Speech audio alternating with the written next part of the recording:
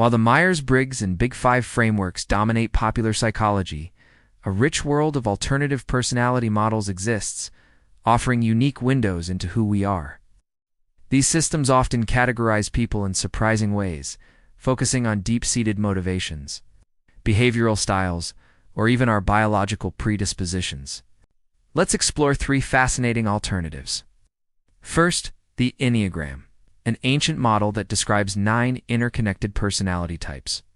It goes beyond behavior to uncover our core fears and desires, what truly drives us.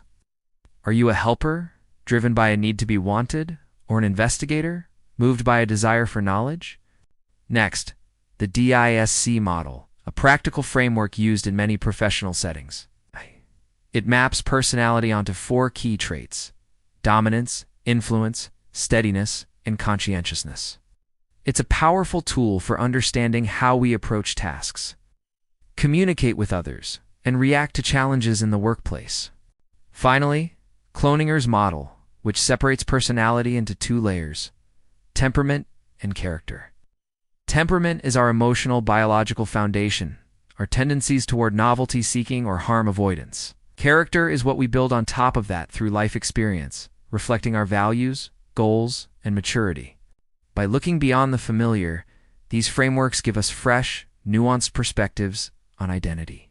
They remind us that understanding ourselves is not about fitting into a box, but about exploring the complex, multifaceted nature of being human.